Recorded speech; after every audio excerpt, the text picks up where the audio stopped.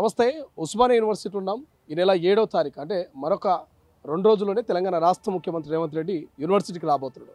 మాట్లాడే ప్రయత్నం చేద్దాం. ప్రస్తుతం మనతో పాటు ఉస్మానియా యూనివర్సిటీకి సంబంధించినటువంటి విద్యార్థి నాయకులు మేడ శ్రీనివాస్ ప్రస్తుతం మనతో పాటు ఎన్ఎస్యు విభాగానికి చెందినటువంటి వ్యక్తి.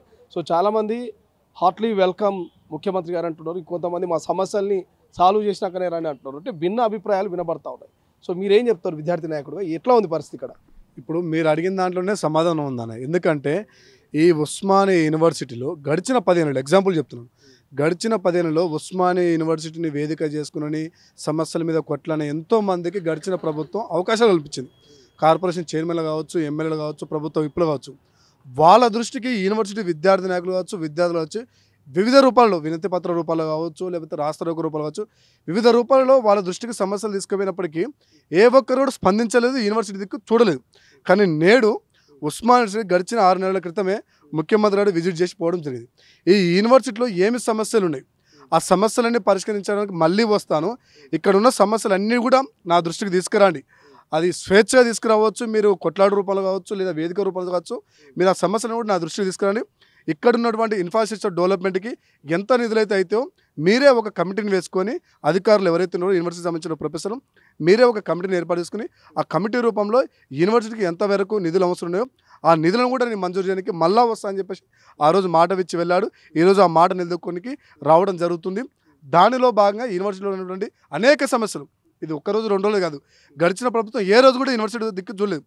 అందుకోసం అనేక సమస్యలు చాటి అనేక సమస్యలు సందిగ్ధంలో ఉన్నటువంటి చాలామంది కాంట్రాక్ట్ ప్రొఫెసర్లు కావచ్చు, లేదంటే విద్యార్థులు కావచ్చు, లేకపోతే ఇతర సిబ్బంది కావచ్చు, వీళ్ళందరూ కూడా రోడ్డు మీదకి వచ్చి వాళ్ళ సమస్యలు తెలుసుకుంటారు. ఈ సమస్యలను పరిష్కరించడానికే రేపు సీఎం గారు రాబోతున్నారు. ఈ సమస్యలు కూడా పరిష్కార దిశగా ముందుకెళ్తాయని చెప్పేసి కూడా విద్యార్థులను స్వాగతిస్తున్నాం. మాకు భరోసా కూడా ఉంది. రైట్ బ్రదర్, మీరేం చెప్తారు? అంటే ముఖ్యమంత్రి గారు రాకను మీరు ఎట్లా చూస్తారు? ముఖ్యమంత్రి గారు రాకని మేము స్వాగతిస్తున్నాం అన్న. ముందు ఇప్పుడు 100 ఏళ్ల చరిత్ర ఉన్న ఉస్మానియా యూనివర్సిటీలో 10 ఏళ్లలో నిర్లక్ష్యానికి గురైంది. ఇప్పుడు ముఖ్యమంత్రి గారు 6 నెలల్లో మాటిచ్చినట్టు డిసెంబర్ 9వ తారీఖు వస్తున్నారు. 2 రోజుల ముందే ఉస్మానియా యూనివర్సిటీకి వచ్చి విద్యార్థి సమస్యలు తెలుసుకోవడానికి వస్తున్నారు. ఇక్కడ టీచింగ్ నాన్ టీచింగ్ సమస్యలు చాలా ఉన్నాయి. అవి తెలుసుకోవడానికే ముఖ్యమంత్రి గారు వస్తున్నారు. మొన్న కూడా 1000 కోట్లు గ్రాంట్ చేస్తా అన్నారు. ఇక్కడ వచ్చిన సమస్యలని డిపిఆర్ రూపంలో వీసీ గారిని మరింత అధికారులను తయారు చేయమన్నారు. దానికి ప్రకారంగా అన్ని నిధులు గ్రాంట్ చేస్తానని కూడా చెప్పారు.